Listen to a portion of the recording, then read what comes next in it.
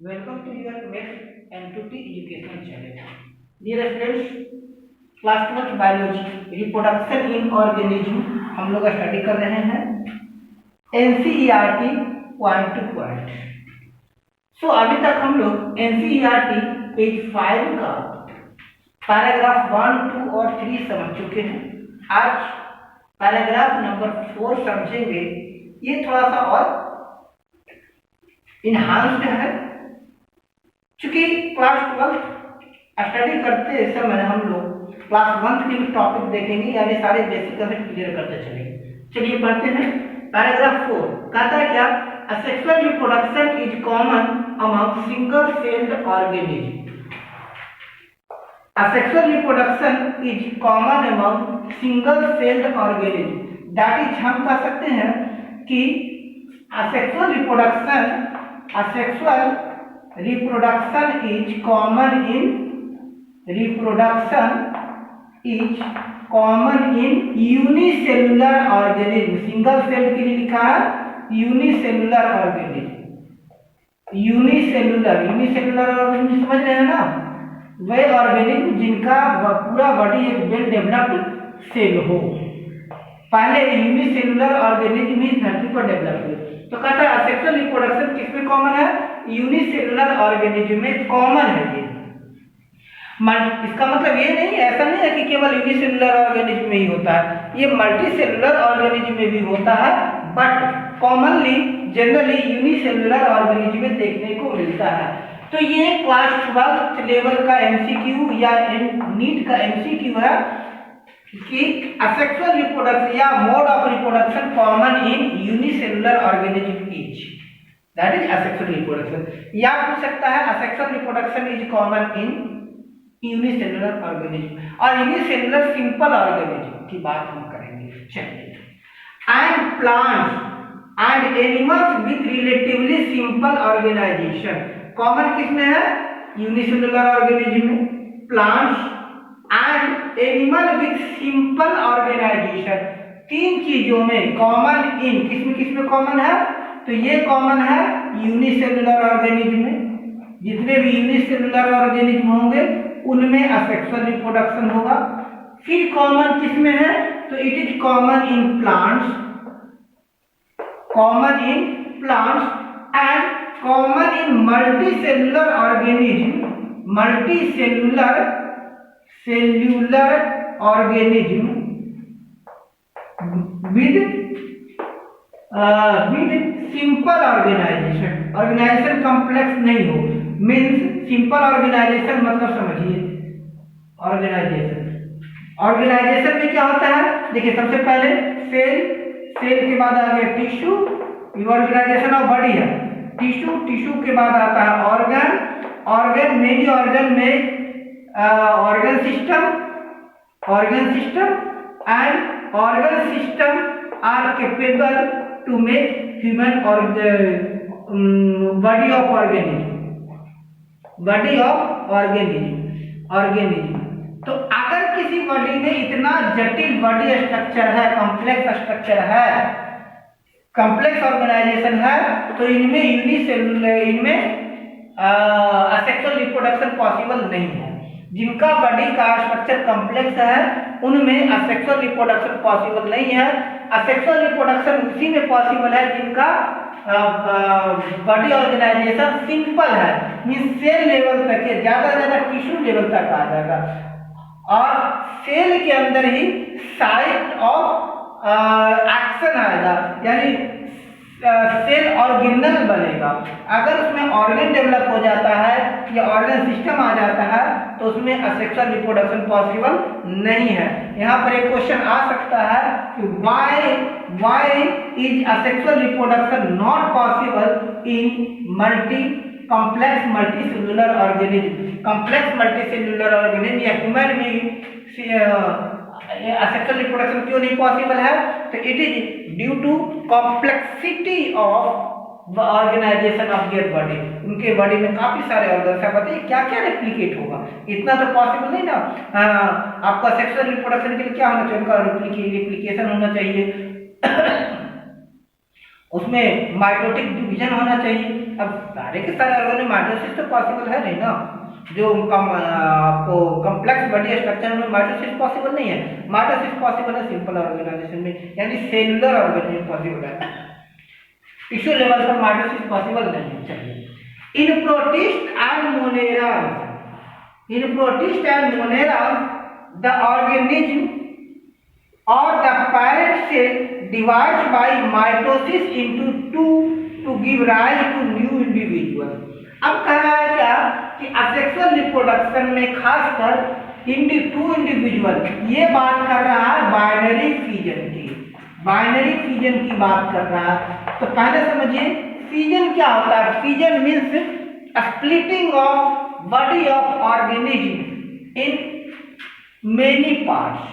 जैसे हम लोग आगे समझेंगे, जैसे आप लोग लोअर क्लास में पढ़े हैं कि अमीबा है, अमीबा है, अमीबा क्या होता है, अमीबा बड़ा होता है, बड़ा होता है, बड़ा होने के बाद अमीबा बीज से टूट करके डॉटर अमीबा में कन्वर्ट हो जाता है। इसको हम लोग कहते हैं बाइनरी फिजन, मतलब ऑर्गेनिज्म को बड़ा होना, बड़ा होना, अब बड़ा होने के बाद उनके दो पैरेंट डॉटर ऑर्गेनिज्म में कन्वर्ट हो जाना, that is called binary fission. तो कह रहा है क्या कि जो प्रोटिस्टा और मोनेरा, यानी कह सकते हैं बाइनरी फिजन किन किन ग्रुप के ऑर्गेनिज्म में होता है। तो binary fission is possible in इसमें प्रोटिस्टा एंड मोनेरा। अब इसके बारे में समझेंगे, प्रोटिस्टा एंड मोनेरा। तो मोड ऑफ, ये क्वेश्चन आ गया कि mode of reproduction in protista and Monera is binary fission. Mode of reproduction in protista and Monera is binary fission. अब थोड़ा सा डिस्कस करते हैं प्रोटिस्टा के बारे में। प्रोटिस्टा क्या है? तो प्रोटिस्टा के बारे में कहा जाता है कि जो प्रोटिस्ट हैं, protist are first aquatic organism. सबसे पहले इस धरती पर प्रोटिस्ट आए थे, और वो जो फर्स्ट ऑर्गेनिज्म आए थे वो एक्वेटिक थे, वाटर में थे। तो first aquatic organism on the earth that is protist. Protist से पहले कोई और ग्रुप ऑफ ऑर्गेनिज्म नहीं आया था, प्रोटिस्ट सबसे पहले आया था। आगे कह रहा है क्या प्रोटिस्ट के बारे में? तो प्रोटिस्ट आर ये यूनिसेलुलर ऑर्गेनिज्म है। जैसा कि ये ऑर्गेनिज्म कैसे डेवलप हुआ था, तो इसमें ये समझ लीजिए कि पहले बिग बैंग थ्योरी हुआ है ना। बिग बैंग थ्योरी सर्वमान्य थ्योरी है, वेल एक्सेप्टेड थ्योरी है, ऑफ ओरिजिन ऑफ अर्थ की बात है। तो बिग बैंग थ्योरी हुआ, बिग बैंग थ्योरी के बाद एटमॉस्फेयर में कुछ एक गैसेस अबंडेंटली प्रेजेंट रहे। कुछ एक गैसेस जैसे उसमें थे कार्बन, हाइड्रोजन, ऑक्सीजन और नाइट्रोजन। मेनली ये चार गैसेस ही अबंडेंटली प्रेजेंट थे।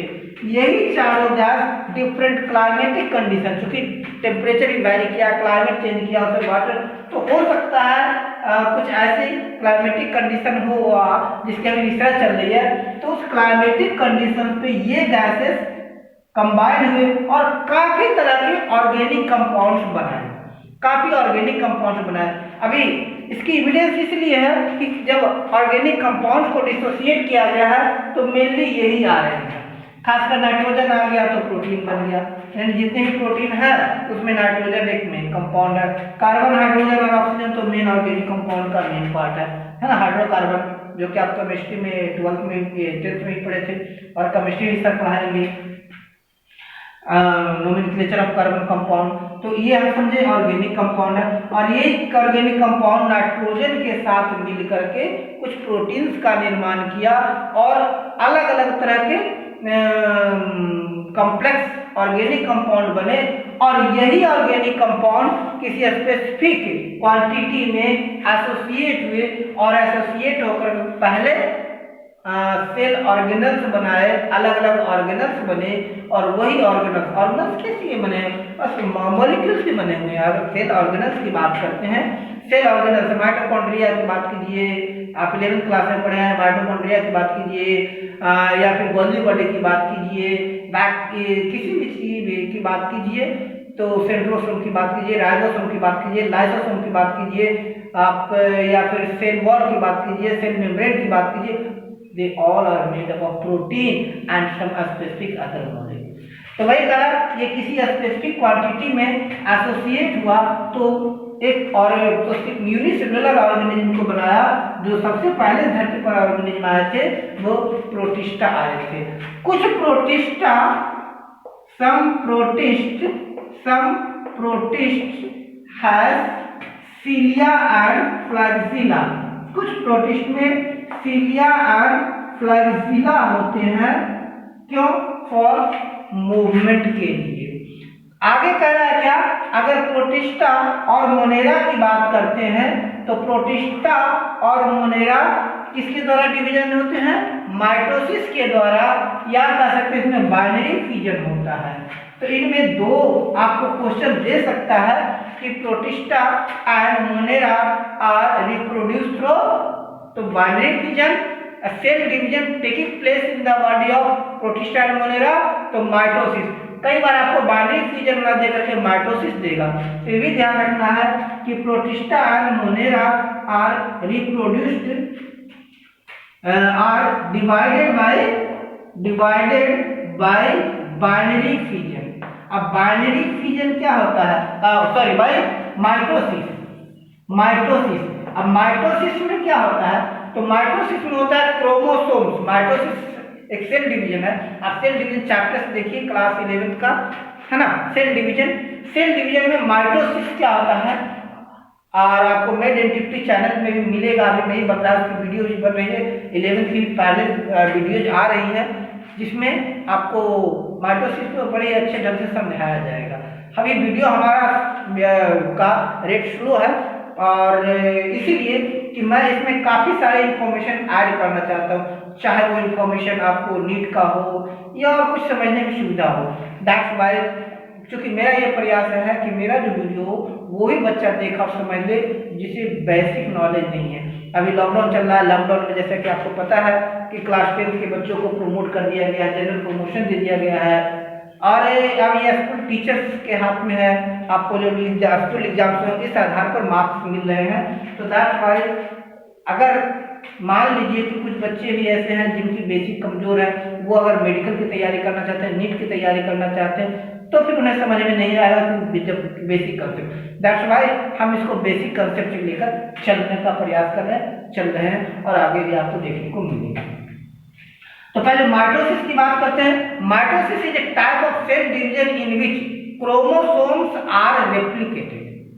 क्रोमोसोम पहले उनकी रिप्लिकेट होती है, कॉपी तैयार होती है, और वो कॉपी तैयार होने के बाद धीरे धीरे वो अलग अलग न्यूक्लियाई पर स्पिंडल फाइबर की मदद से दो अलग अलग न्यूक्लियाई पर कंसंट्रेट हो जाते हैं, सेपरेट हो जाते हैं, और फिर चूंकि वो दो न्यूक्लियाई पर हो गया तो उसका दो कॉपी तैयार हो गया और दोनों कॉपी मिलकर के दो अलग अलग ऑर्गेनिज्म बना लेता है। ये आपको सेल डिवीजन जब पढ़ेंगे तो उसमें और अच्छी तरह समझेंगे। अभी यही समझ लीजिए कि सेल डिवीजन में माइटोसिस में क्या होता है?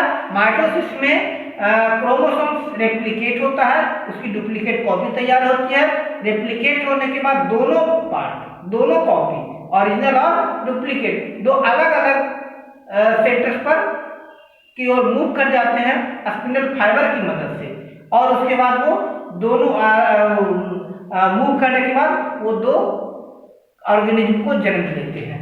तो इसमें प्रोटिस्टा और मोनेरा में जो मोड ऑफ रिप्रोडक्शन है that is binary fission using.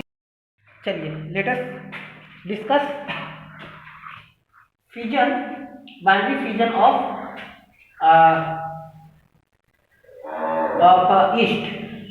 तो बाइनरी फिजन ऑफ ईस्ट की बात है। अभी तक सेक्सुअल रिप्रोडक्शन में बाइनरी फिजन ऑफ ईस्ट की बात करते हैं। बाइनरी फिजन ऑफ ईस्ट में ये हो गया डॉर्मेंट फेज, जीनोट फेज, यानी एक डॉटेड शेप बना, डिवीजन हुआ, डिवीजन के बाद ये जीनोट फेज आता है। जीनोट फेज में ईस्ट डॉर्मेंट स्टेट में रहता है। इसके बाद ईस्ट न्यूट्रिएंट लेता है, न्यूट्रिएंट लेने के बाद ईस्ट ग्रो और डेवलप करता है, मल्टीप्लाई करता है। तो फर्स्ट फेज जो इसका होता है वो होता है sporulation. First phase sporulation means होता है द फॉर्मेशन ऑफ स्पोर और डॉर्मेंट फॉर्म ऑफ ईस्ट।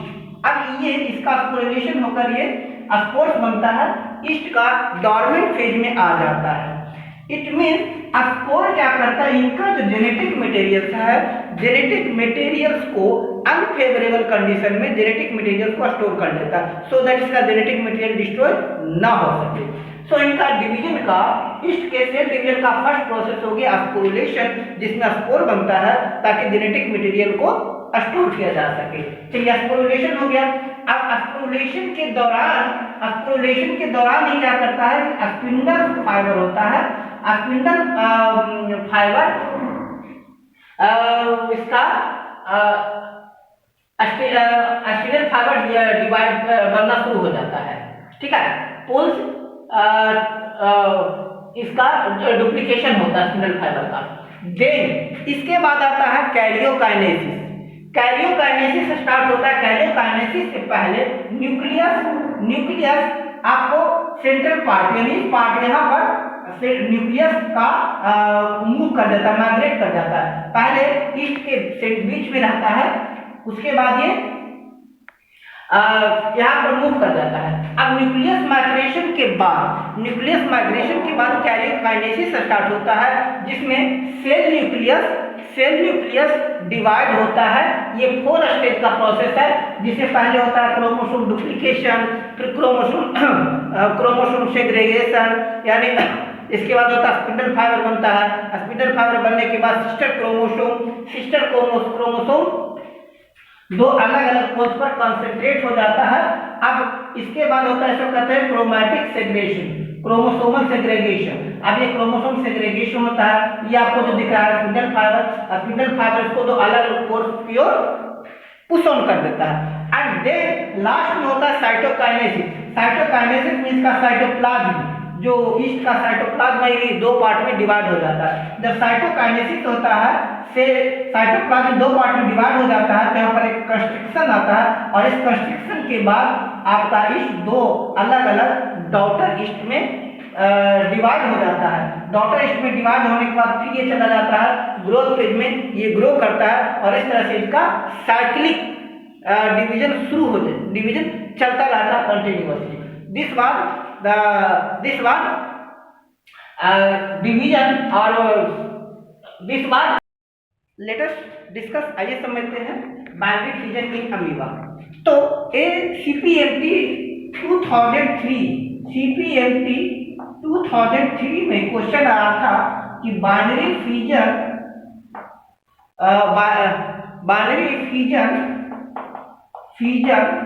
इन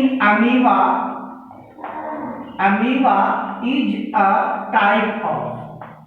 ये आया था कि अमीबा का बाइनरी फिजन क्या है, क्या टाइप ऑफ, किसका टाइप है। तो इसका आंसर हो गया type of binary fission in amoeba क्या है, asexual reproduction, right. Binary fission in amoeba is a type of asexual reproduction. ये आपका NCERT का फिगर 1.2 में स्पष्ट क्लियर लिखा हुआ है। मैं इसलिए मेंशन कर रहा हूं सो दैट आपको पता होना चाहिए आपको क्या पढ़ना है। यानी अगर आपको फिगर भी दिया हुआ NCERT बुक का, तो NCERT बुक का फिगर भी आपको समझना पड़ेगा, क्योंकि कई बार डायरेक्ट क्वेश्चन NCERT के फिगर से होता है। NCERT एक ऐसा बुक है जिसका डायग्राम्स और फिगर मोस्ट इंपॉर्टेंट है। आप इसको देखिएगा, और इसे कई बार नीट और अलग मेडिकल एंट्रेंस एग्जाम्स में क्वेश्चन आए हैं। चलिए अब हम बात करेंगे बाइनरी फिजन इन अमीबा। तो अमीबा में बाइनरी फिजन की अगर बात करते हैं तो ये टिपिकल अमीबा है। जैसा कि आपको पता है ये क्या है, स्यूडोपोडिया, ठीक है। ये आपका देखिएगा अमीबा का बात करते हैं तो ये है अमीबा का सेल मेम्ब्रेन। ये इसका क्या हो गया, कॉन्ट्रैक्टाइल वैक्यूल। फिर इसमें आ गया इसका ये न्यूक्लियस और अदर ऑर्गेनल्स। तो इनका बाइनरी फिजन में सबसे पहले जब बाइनरी फिजन स्टार्ट होता है, जब अमीबा मैच्योर हो जाता है तो सबसे पहले इसके जितने भी स्यूडोपोडिया है, स्यूडोपोडिया आर पुल्ड ऑफ। इसके स्यूडोपोडिया आर पुल्ड ऑफ, यानी जो इनमें सीडोपोडिया नहीं बनता है, सीडोपोडिया अगर इसमें नहीं बन रहा है इसका मतलब समझिए वो बाइनरी फ्यूजन के लिए तैयार हो रहा है। तो यहाँ सीडोपोडिया पुल्ड ऑफ होता है और न्यूक्लियस इलोंगेट हो जाता है, वैक्यूल बड़ा हो जाता है और डुप्लीकेशन की प्रोसेस स्टार्ट हो जाती है। अब न्यूक्लियस यानी इसमें कह रहा है, इसमें स्टार्ट हो जाता है कैरियोकाइनेसिस का प्रोसेस स्टार्ट हो जाता है। कैरियोकाइनेसिस क्या है कि division of cell of nucleus, ठीक है, यानी इसका जो न्यूक्लियस है ये डिवाइड होना लगता है। इससे पहले इनके जो क्रोमोसोम्स है, क्रोमोसोम्स की डुप्लीकेशन होने लगती है।